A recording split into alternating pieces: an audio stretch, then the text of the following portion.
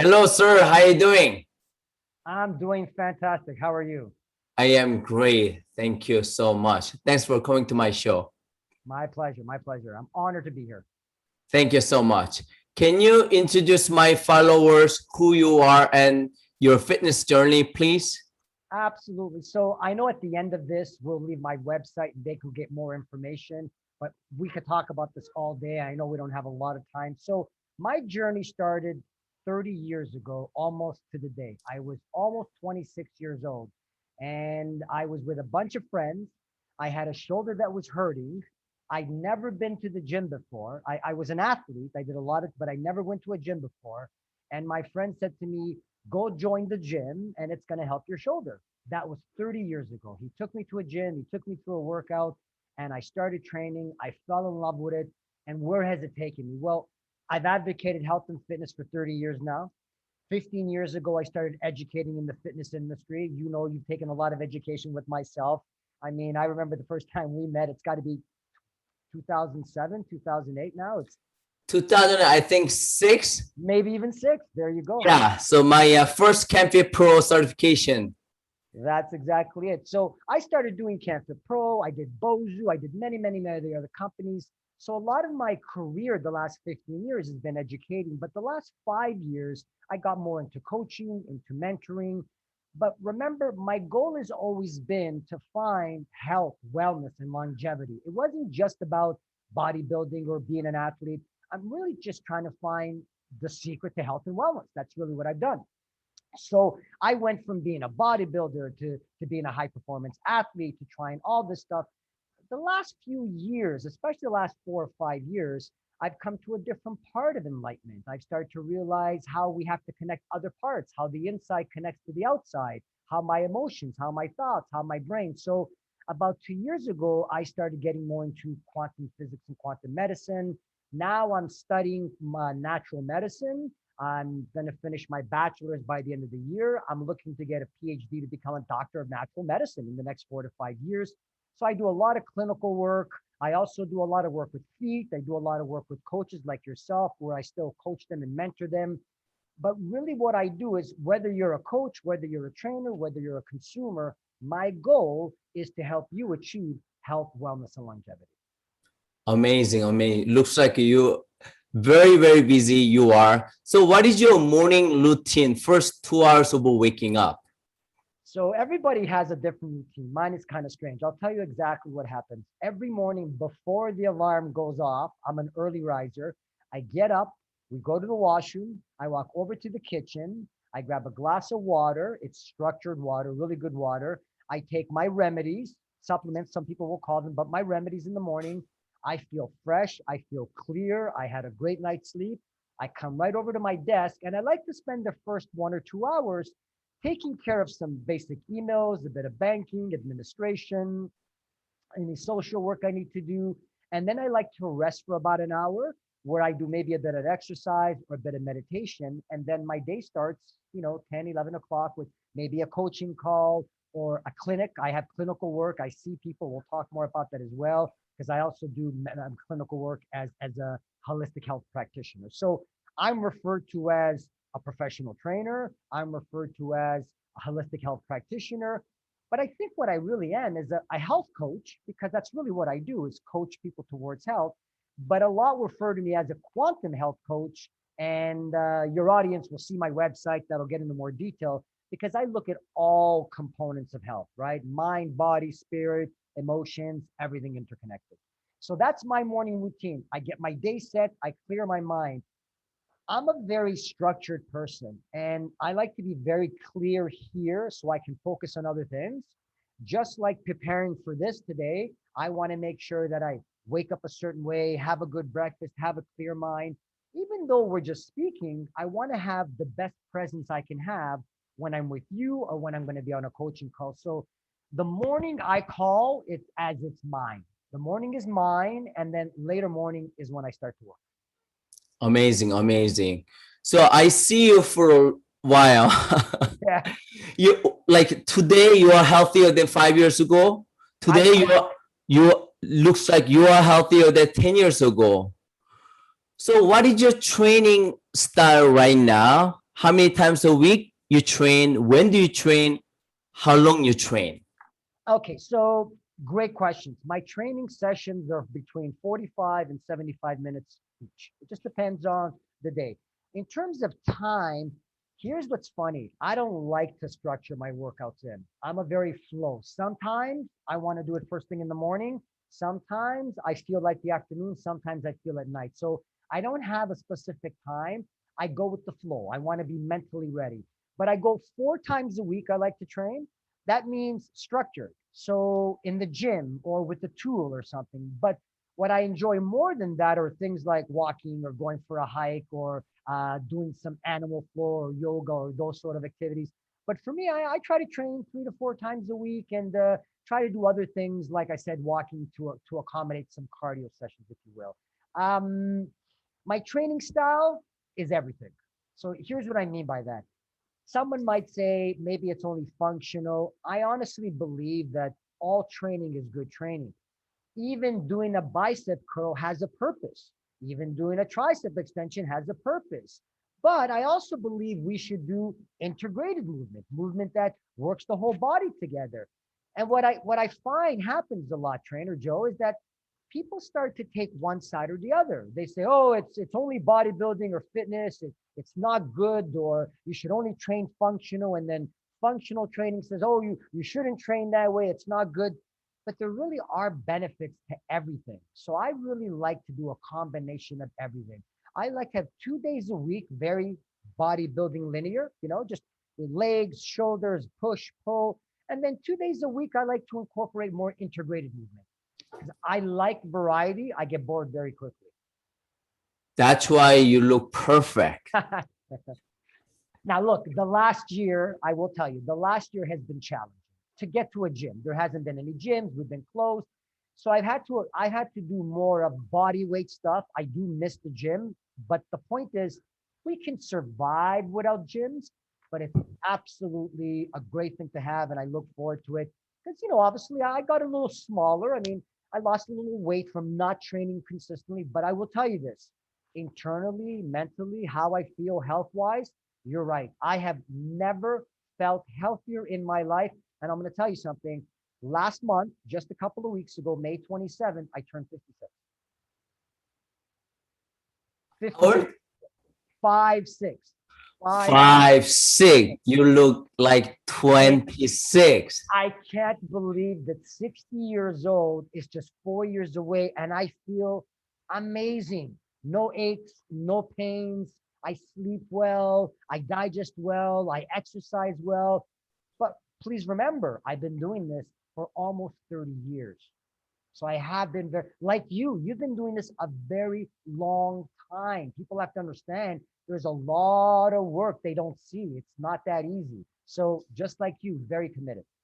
That's why I respect you very much because you Likewise. walk to talk. Not many fitness professionals, especially your chronological age, they are healthy like you. Thank you. You're welcome. So if you can only do 10 minutes a day, say you right now you work out 4 times a week. Yep. If you can only do 10 minutes 4 times a week, what kind of movement or exercise you will do? So I have a perfect answer, and hopefully you're familiar with it. If not, others would be or might be the audience. Animal flow, animal flow. Because, and when someone asks me why, I say, look, animal flow requires strength, mobility, flexibility. It integrates the entire body. There's a lot of tension, which is good for nervous system, good for fascia, good for muscle, good for also some muscle hypertrophy, integrates the brain, left and right side. So you get so much from one simple. So if I was going to be stuck with one thing to do 10 minutes, 4 times a week, it would be animal flow. Perfect, perfect, perfect. So what is your nutrition like? How many times a day do you eat or what time? Like, can you share, Yeah, please? absolutely. So I eat only an 8 hour window every day. I eat between 12 o'clock, 8 o'clock, sometimes 1 o'clock, 9 o'clock. I fast for 16 hours every day. And I eat two, generally 3 meals, sometimes two, but three nice solid meals within that window, and maybe snacks if I'm hungry. I don't believe for my goals, I'm not after, look, if you want to gain a lot of muscle and a lot of size, you have to accommodate it with the right foods, the right macros, the right calories. Right now, that's not my goal. So I'm not worried about calories right now. So most of my nutrition is only 3 meals a day, maybe some snacks. It's very clean, it's very simple. I don't get along with carbohydrates that great. They just don't respond to my body very well. So I'm a very protein, fat, very greens kind of person based, like almost like paleo keto without any dairy. I don't eat dairy except for eggs. Without any gluten, I don't eat gluten. And I don't drink anything but water. I don't drink coffee. I don't drink tea, coffee, maybe once in a while. But all I drink is a water called Kangen water. It's from a machine. It's structured water. And that's all I do is drink water, have 3 solid meals a day, take really good remedies, which we'll talk more about. And then I meditate and exercise and movement. This is what keeps me my healthiest, I think. But water is my favorite drink. I don't drink anything else, honestly. No alcohol. I don't drink, and I don't like alcohol. I don't drink. If I have alcohol once in a blue moon, it might be vodka or maybe whiskey or something. But I do not drink beer. I do not drink wines. I just, I stopped drinking in my early 30s, a long, long time ago. I do not drink. I do not smoke. I don't do drugs. I take remedies. I exercise. I look after myself. But that's why I feel the way I feel. Like I do something about it. It's not by accident. Anybody can feel like you or feel like me if they do the right things. Amazing. So do you take supplement? All right. So here's why this is a weird question. There's a time and a place for everything. Don't get me wrong. But I'm not a supplement believer unless I have to have you for a reason, because a supplement means you're supplementing something you don't get. What I take are remedies. And the difference is this: I'm a holistic practitioner, and one of the types of medicine I do is called bioenergetic medicine. And people can look on my website, they'll see it. But basically, here, I'll show you. I have a stylus that I put on acupuncture points. And when I do this with this machine that I have, a signal runs through my body. And these signals attach to all my organ systems. And they tell me how my organ systems are operating. And based on how my organ systems are operating, that tells me what remedies to take to make my organs healthier. Because when my organs operate healthier, when my skin, my nervous system, my liver, my kidneys, my pancreas, my stomach, my fascial system, my endocrines, my adrenals, when all my organ systems are healthy, then everything else is healthy as well. So it's a very sub level at a very deep level. So it's not that I don't believe in supplements. Some people don't produce something for some genetic reason. Possibly there are reasons. Maybe you're studying or doing a bodybuilding contest and the body is going to have all this additional stress on it. I completely agree. There's a time and place for it. But for general health and wellness, I only take remedies because the remedies are good for 4 to 5 weeks. And then I retest myself every couple of months. And depending on what my body needs, that's what I feed my body. So that's why I don't believe per se in supplements. I believe there's a place for them, but for based on what I'm doing, I use remedies in place of based on what the body needs, not just because I think I need it. How about vitamin D, wintertime? Well, look, vitamin D, there are some things that I would sell as a supplement. So it depends on the vitamin D. So absolutely, especially the last 12 months. A lot of people have been locked up. A lot of people do not get outside. I don't like to sell things individually, but a really good vitamin D, we have a brand called Physica Energetics that I use. It's a doctor quality brand, so you just can't go buy it anywhere. But they have one called Soul Ray D. It is a vitamin D. It does more than just vitamin D. It's good for immune. It's good for cardiac support. It's good for a lot of things. I absolutely think, yes, in the time of winter, in darkness, when we are locked up more often and we don't get enough sun every day, it's vital that we do get it. This is one of those cases where a supplement does make a lot of sense.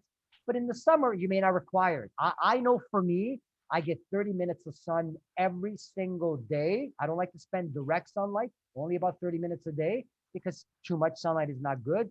In the winter, I absolutely do a vitamin D, yes. Yeah, yeah. So if you can only eat 5 to 7 things rest of your life, what would you eat and why? Wow. You have got some of the best questions and they really make you think. Okay, 5 to 7 things. So this could change tomorrow, but coming to my mind right away, first thing that comes to my mind are eggs and avocado because they're great for calories, they're great for fats. They have cholesterol. Cholesterol is like the essence of life. We speak bad about cholesterol. We need to understand you have to have cholesterol to survive. Cells cannot survive without it. Avocado is a good fat. They taste great. They satiate the stomach. So those are for sure two on my list. Let me add some fruit in there. I love mangoes and I love bananas. So I have to have those two for fruits. I have to have those two in there as well. So that's four. Um, what else? I have to have some solid meat proteins. I'm not a vegetarian. I do like to eat meats. Chicken. I mean, why not chicken? We've got to have chicken. There's so many things I can do with chicken. And then some kind of beef. Sometimes it's cow beef. Sometimes it's other types, but some sort of beef. So that's six, I guess. And then, whew, a fish, some kind of a fish, some sort of a white fish as well. So if I literally only had that and the remedies I take, because remedies, I have a remedy that can supplement me for all my greens. That will be the foods that I would eat.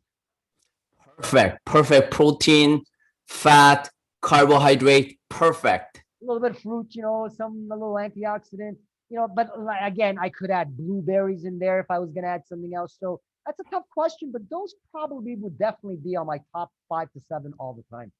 Yeah, because I like to people to know what is the best food. Yeah. Yeah. Yeah, absolutely. I agree. Yeah. How you monitor your health? You do blood work, you measure your HRV and deep and REM sleep. So how you measure your health? Okay, so one right here, Aura ring? Aura Ring. So Okay. I use an Aura Ring. That's always a great way to monitor HRV, heart rate, see how I'm sleeping, when I get up, when I don't, while I'm getting up. So I think this is a great, that's an Aura Ring you have on as well. Yes. Yeah, yeah, fantastic. I like it. There's others out there, of course. The other way I monitor my health as well is, of course, how I feel, but I also use bioenergetic medicine. So the machine that I have here really can't tell me if my organ systems, if all my systems are balanced, weakened, or even stressed. So those are one of the ways. The other way too is blood pressure, heart rate. I do take my own blood pressure and heart rate. I have a monitor. And from blood pressure, I can tell a lot, but I can also tell there's a test that I can do with blood pressure that tells me if my adrenals are stressed or not as well, even though I can use the machine I have. Those are probably the big ones. Blood sleep, I don't mind. Blood sleep is blood sampling is fantastic. But it's only a time, a stamped time at that moment. I've also done live blood sample. So live blood sample is really good. I will do that once or twice a year. If your audience has not done a live blood sample, just chemistry, it's incredible to have someone take your blood, put it under a microscope, and to actually see healthy cells and to actually see bacteria or viruses in there that might have been there for many, many years is incredible. So that's what I do to monitor. Deep sleep is important, but all that comes from my Aura Ring. Absolute REM, deep sleep, all of it. I use through the Aura Ring. I find it as a really good tool as a guide. I'm just curious, what's your morning resting heart rate? Yeah, my average morning resting heart rate is 39, 40 beats per minute. Oh my God, Lance Armstrong. So sometimes when it goes up to 45, I say, oh my God, that's too high because average is about 40. I'm about 40. Wow. I'm Is it genetic or like is or your life or you train for that? Well, here's the thing. I've been training most of my life, so it's always been low. As far as I can always remember from when I started measuring, I guess the first time I measured probably was 70 beats per minute, somewhere up there. But when I think I start to exercise, 60 is probably where it started. And I've always been active, of course. So it's about 40. It's about 40. But I feel good to say that, Joe, that, you know what, for a 56-year-old, 56 is not 26, but it doesn't mean that I don't feel better in many, many, many, many, many ways. In many ways, I honestly do. There's no doubt about this. And because I continue to look for more ways to look after myself, I think I feel younger as I get older. Now, maybe I lost a bit of hair, maybe a few wrinkles, but that's not a sign of health necessarily, right? Um, so yeah, for me, I think hmm,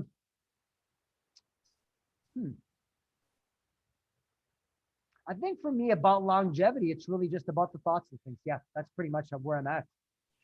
Yeah. So in your knowledge and experience, what is the most important thing for our quality and longevity of our life? Okay, so I'm going to give you two answers just in case, depending on how somebody wants to. So here's four simple things. I have to watch what I eat. I have to eat nutrition. Nutrition means water, food, supplements, nutrition, exercise, movement, whatever you want to call that, some kind of movement. Recovery, we have to be able to recovery, and recovery for me is sleep and recovery, which is important. And then I think fourth of all, meditation. Okay, that's what I think is most important. Now, if I was going to say simplify it even more, then I think if I take away all the superficial things we speak about, I would say to all the audience, I would say, if we can control or think about our thoughts, if we watch how we perceive our thoughts and how we react emotionally to everything, and if we understand that our emotions can affect our energy, and our energy can affect all our organ systems, and our organ systems can affect our health and our performance, then I would say to everyone, my thoughts, how I perceive things, and how I react emotionally to things, honestly, is probably the number one thing in my life that keeps me healthy and young. I don't think Okay. I'm old. I don't think I'm old. I don't act like I'm old. I don't think I'm getting older. I don't speak that way. I don't like negative talk. I don't watch the news. I don't like to be around negative people because to me, everything is energy. And if I am at a high energetic level, then we attract high energy into my life. People don't have to believe this, but if they're asking my secret to me, that's probably my number one secret is I'm a very easygoing person. I flow. It, I'm happy and in a good mood 99.9% of the time. And for some people, they can't believe it. They think it's fake, but I feel good on all levels. So that for me is probably the number one thing. That one or nutrition, you have to rest and sleep, you have to exercise, and you have to meditate. I totally agree with you. So I think I feel really good, so healthy. I think I'm gonna live, I think 90 to 128, nice and strong. So that's my expectation. So what do you think is a good? What's your expectation for your longevity of your life? So I like the number 128. Why 128? Why not? Why did you not say 130? Why? How did you come up with 128? I have to ask you that question. How did you come up I, with 128? because I went to before Paleo FX. So I met Dave, and then he like 128. So I think a 128 is pretty reasonable. Yes. So look, I've been saying for about, I might have even said it when we first met, but not everybody remembers. Now I'm going to probably say older, but 20 years ago, I've been saying for a long part of my life, I'm going to live till I'm 120. For sure. No doubt. I'm 56. I have 64 years left at least. There is so much work. Listen, at 55 years old, I started university last year again. I go to Quantum University. I just told you I'm studying to be a doctor of natural medicine. I have to write a PhD at some point. There's 5 or 6 years. And I'll tell you something even stranger. When I do finish, when I turn 70, I'm going to go back to university again. And I'm going to, because it's a hobby I've loved my whole life, I'm going to go back and I'm going to go do, it's going to take me 10 years, a PhD in quantum physics. I'm going to go back and study quantum physics. I will, Amazing. well, look, we have so many years and so many things we can do and discover. And that doesn't mean that everybody has to be that way. If you just want to stay home and that works for you, for me, Joe, I get bored easily. And I like my quiet time. I like my downtime. I like my do nothing time. But I like change. I like to create. I like to always grow. And that's why since we've met, I mean, you're a different person. I've totally changed a lot in how I think and how I eat and how I approach things. Sometimes people look at you and they might think, if it's the old Joe, they might think all he knows is bodybuilding. I go, not the Joe that I know. He was in kickboxing, integrated, older adults. This guy has studied. I know you've studied with everybody because I think you have that same ideology that you have to be able to learn and look at things from all perspectives. You've done a lot of work with Paul Chek too, have you not? Or studied some of this? Yeah, Paul Chek. I like Charles Poliquin. I like everybody. I respect everybody. It's different. I respect you. Respect your style, Paul Chek style, Poliquin style, all different. Yeah, yeah. And that's what I've done as well, is I'd like to learn from everyone because it's giving me more perspective. I get to see exercise and health from a whole bunch of different things. Absolutely. So I agree 100%. So if you can meet 20 years of yourself, you use a time machine. So you meet 20 years old yourself. What kind of advice you will give yourself? Hey, Kennedy, 20-year-old. So what kind of advice you will give? So if I can meet myself when I was 20, Yeah. So you want to give your younger yourself advice. uh, okay, so I'm going to say something, and sometimes it sounds a little strange. On one hand, can I be honest with you from my heart? On one hand, no advice at all. I'm going to tell you why. Because I don't really consider anything a mistake. People like to always put labels on everything. You know, too heavy, too light, too dark, too black, mistake, wrong, right. For me, the reason is, as much as I would like to, the reason I don't want to change anything is because if I do, then maybe I wouldn't be the same person I am today. And I'm really happy with who I am today. But if I have to give myself a piece of advice, Yes, I'm going yes. to say, Kennedy, invest in Microsoft. You know, I don't know. Or I'll be honest with you, I did not start this career fully as a career till 15 years ago. Maybe I would tell myself when I was 20, I should start this career now when I'm 20. I was a bit of a late boomer, but in all seriousness, I wouldn't really want to change anything. But if I was going to give just advice to make money, I'd say invest in Microsoft, because if I invested in Microsoft, maybe I would have made a lot more money and maybe I would have still been in fitness, because my goal one day is to be able to give back. Maybe that would have been it. But I'm kind of happy. I don't know if I would change anything, but invest in Microsoft, yes. I have Microsoft. Oh, well, there you go. See? All right. So if you could only work 2 hours per day on your business, what would you do? Well, first, let me say this. I haven't worked in 15 years because what I do, I love. I love everything I do. I'm extremely passionate about it. So time is never an issue. But if I was only going to do 2 hours a day of the work that I do, I would probably, so that doesn't include reading or studying. You're saying work, what work that I would do. Yes, yes, yes. Like a working. Yeah, working 2 hours a day, clinical work. Nothing I enjoy more is having a client here, testing acupuncture points, having these things come up, and then using special remedies like someone trying to put together a puzzle so I can put together a protocol specifically for you. That's probably what I would enjoy more than anything. If that's all I could do 2 hours a day, that's what I would do. Amazing. So do you have a favorite failure of yours? You learn amazing things from the failure. What is your Uh, deep, best favorite failure? oh my God, I've had a ton of failures. Number one. uh, I'll tell you why a lot of them don't really come to mind. I've never labeled them as failures. I mean, look, I tried a coaching business many, many years ago, didn't work too well. I tried to do just education. It worked, but it didn't work as well as I wanted to. I worked in a gym and I wanted to open a gym and became partner. That didn't work too well. Like, there's been a lot of things, but the reason I never really labeled them as failures are there were just a lot of lessons. I don't really like to label anything as a failure because I'll tell you, anything that wasn't perfect, which has been a lot of things, they've always been things I learned from. But a favorite failure.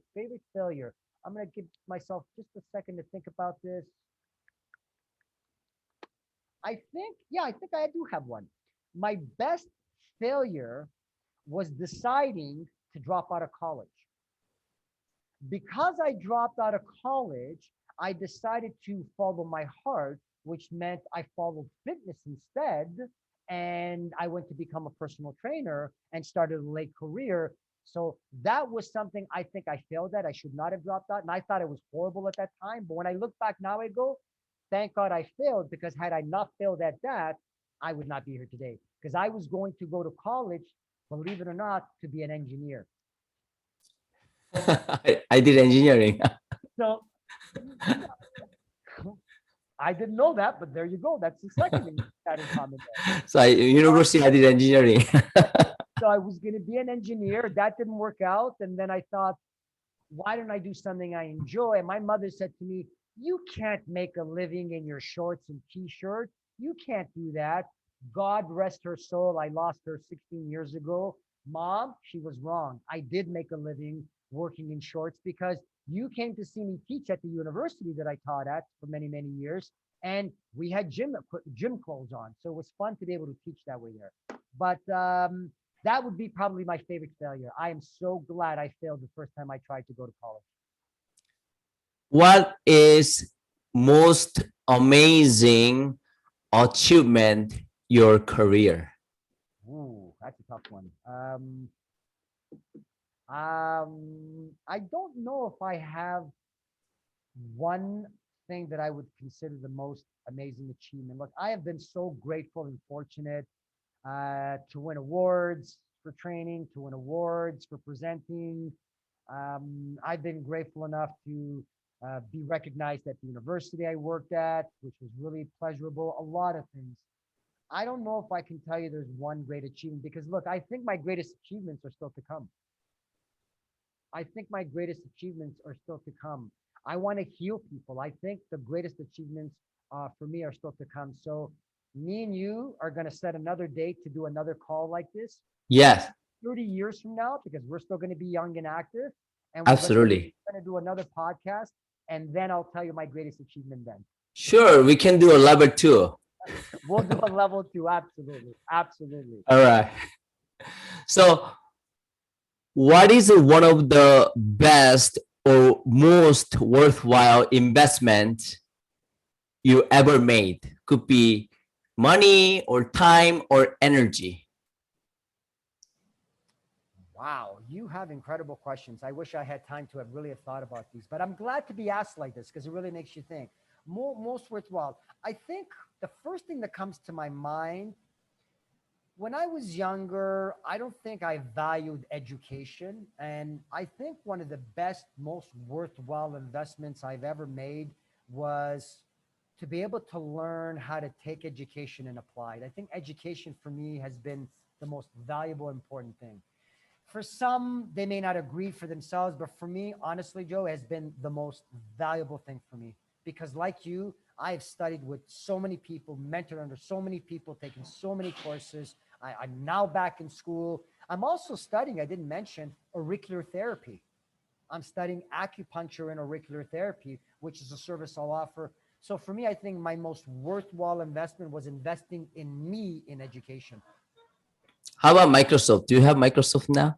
I don't have Microsoft. I did not buy Microsoft. Um, but I do have like banks and other stuff. They might be in it. I do a lot of mutual funds and stuff, but I don't have Microsoft. But boy, I wish I bought Microsoft when I was 18 years old. $1,000 worth. I can't imagine what that would have been worth today. I think Microsoft is still good to buy. Oh, absolutely. So I'll make that my next investment. Oh boy. So what are bad recommendations you hear in your profession over area of expertise? Well, look, I deal with clinical work as a practitioner, health practitioner, but I also deal with the coaching side. I think on the clinical work, I think the word that I hate the most is this word that people call detox and these transformations. Because Detox, because what happens is detox is being taken the wrong way. Look, if I drink bad water and I start drinking good water, that's kind of a detox. But when I think of detoxing a system, I think about it in a way where you need to be careful, because if I try to push the body too hard to detox, I could create quite the opposite. I could push things deeper into the system. I could make people sicker. So I don't like the way the industry makes people think that do this fast cleanse and everything is going to disappear, or train for 8 weeks and look like Trainer Joe. And then, it takes more than 8 weeks or 12 weeks. So from that side, I hate it. On the fitness side, I mean, look, we all can call them transformations. I don't mind the words, but I really dislike that the industry is giving people this impression that everything happens overnight, physically, performance wise, that everything has to happen this quick. Because here's what happens: you get hired as a trainer, and the consumer expects results overnight. And the trainer says, it doesn't work that way. It takes years to look a certain way. It takes years to perform a certain way. So I'm not suggesting that clients have to train with us for years, but 8 weeks is not enough training. I know I trained some clients for years at a time. So I honestly believe that on the fitness industry, I really hate that everybody's under this impression that they can get everything like this. And even when it comes to health, because it really makes it harder for professionals like us to then make people understand why there has to be that. So I think the new wave, health is going to be looked at differently. And I think more people are going to start to realize that it's really a journey. It's never a destination. It never ends. You said it to me when we started this conversation. I have been looking for 30 years. It's not going to stop. I'm going to continue to look, continue to grow, continue to change, find different ways to be healthier. So those are the two big ones. That detoxing can be done in 2 seconds and it solves all your problems, and that you can transform somebody's life in 12 weeks and all of a sudden they have everything you have. That's just not true. What is the one thing you know or you practice, but other health and wellness professionals, they don't practice, but you think they should practice?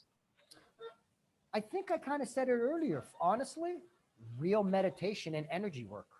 I don't think enough professionals really understand the real value of meditating and energy work. And I think it's because they believe there's no scientific support of the science. Because we find that a lot of medicine that comes from Eastern medicine, I study Eastern medicine, I study natural medicine. And because a lot of Eastern ideologies, Chinese, Ayurvedic, Indian, Taoism, they never believe, their ideologies don't believe they need to quantify things with science. They're about intuition, a higher transcendence. The problem is we've made people believe that they have to have science. And I'm not saying science is important. Science is very important, of course. But here's my point. There is science to support now, plenty of it, that energy work and meditation can actually affect us and actually does work. So for me, I don't think trainers and coaches in the fitness industry and our industry in general, even in the medical industry, I don't think they give it enough value. Meditation is so important. That would be the number one thing I would say. Like I said earlier, thoughts, how you think, how you perceive them, meditating can help. For me, Joe, you know what I found the biggest change when I first started to meditate a number of years ago? I'm a very energetic person, and I also needed a way to really down regulate myself. It helped a ton. It really helped a ton for me to be able to down regulate that way. Oh, absolutely a ton. Amazing, amazing, amazing. What are the top 3 things you learned last 2 years? Top 3 things. I learned that all systems, I don't know if I'm going to come up with 3 because maybe within one it's all 3, but I'll tell you the most important thing I learned is that all systems work together all the time. That means my cardiovascular system, my muscular system, my fascial system, my brain, my nervous system, all systems work together all the time. I think that's one of the most valuable things that I have learned. And that it really is a journey. It really means patience. That really the ones who take the slow route is always the best way. slow and steady always wins the race. Amazing, amazing. So what is your plan for next 6 months to 2 years? 6 months to 2 years. So my next goal for the next 6 months to 2 years is to do a lot more of my clinical work. So I'm going to practice and really grow that business. That's really what I want to do more of. My goal would be that by the time 2 more years is finished, is also to finish my bachelor's. And by that point, probably have my master's degree. If not finished, hopefully almost finished. Those are really my big focuses. My clinical work as a health practitioner, because healing is really all I want to do, and getting my education so I can finish my degree. Amazing. So currently, what kind of services you offer to your client? Who's your client? So my clients are trainers, coaches, and the general consumer. So you can come to me because you need help as looking for someone like a doctor. I'm not a doctor yet, but as a practitioner, internal health. So I look for the general consumer. But I also have coaches who I mentor and coach as well to help them become better trainers. And of course, people can go to my website, Kennedy Lodato. You have my name. It's very simple. Kennedy Yeah, Lodato. You'll drop it at the bottom.com, which is really easy. The reason I like to refer people there is you can really go there and see what I also do, but also my ideologies and my beliefs. amazing, amazing. So anything you want to say? I guess I'll leave it with this. Look, it's a journey. Slow and steady wins the race, as I've said it before. It is unfortunate that society today is making us think that everything happens overnight, because it doesn't work that way. And I think more important than anything, remember the thoughts, how you perceive them will affect how you react to them emotionally. Your feelings will react to them emotionally, how your feelings will react to them. This will affect us physically, systemically, emotionally, and mentally. And because all systems work together all the time, it means that if we can control what starts up here, then everything all the way down stays much, much more healthier. Yeah, I totally with you. I've been start to practice yoga and meditation 2 years ago every single day. Yep. Yeah, I've been trying to do yoga and meditation like on and off for 10 years. But 2 years ago, I hired a yoga teacher and meditation and started doing more of internal work and then less of bodybuilding and then, like a extreme outside of sports. I used to be like, 190, 185, like, Yep. I Yep. couldn't let my muscle go, like ego, right? Like guy, because my heart bicep was so little. I needed to have a bigger bicep. So I used to work out every day. Like I'm a small, thin frame guy, Asian guy, right? Yep. But like in order to have that 5'9.5" thin Asian guy to have like 190 pound, 185 pounds, Yep. I have to really eat hard. I have to really train hard every day, here and there, pain, every day overtraining, couldn't sleep well, headache. Like I didn't care. But like since I start to look into myself and take care of myself, I really understand how you feel. Like not maybe 100%. Today I'm healthier than ever. I feel so released. So listen, I'm going to say two things before we go. One, you have to come and visit me. I have to show you what I physically do. And two, we have so much more in common sometimes I don't realize. When I left Ryerson University, June 29th, 2015 was my last day. 6 years ago, I was 185 pounds. Normally, I went down to, because here's where I feel the best, because like you, it was very hard to let go of the ego, right? Ego.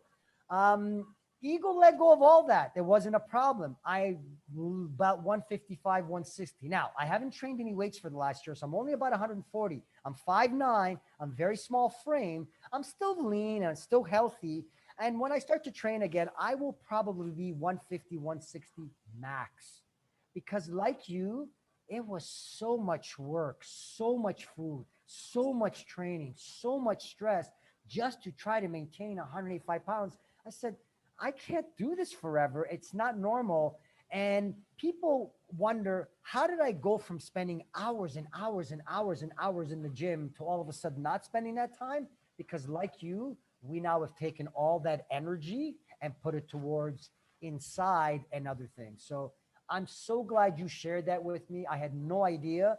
I knew that your path had changed, but you, like me, we just started at different times. You're on the exact same journey I was on. And that's exactly why I ended up where I am and continuing. And you're doing the same thing. You went from big bodybuilder because you thought it was health, starting to realize maybe that's not really health. Maybe size is not really health. Oh, I'm starting to see things differently. Thank you so much for sharing that with me. Thank you so much. You are like really good model for me, good mentor. So I have you. So okay, Kennedy right there. Okay, I'm gonna work hard. So when I his age, I want to be like really want to be like you, healthy and happy and smart when I'm your age. Thank you so much to being very good mentor for us. My pleasure. Thank you so much for having me and reach out anytime. I'm always here for you. You know that. All right, thank you so much.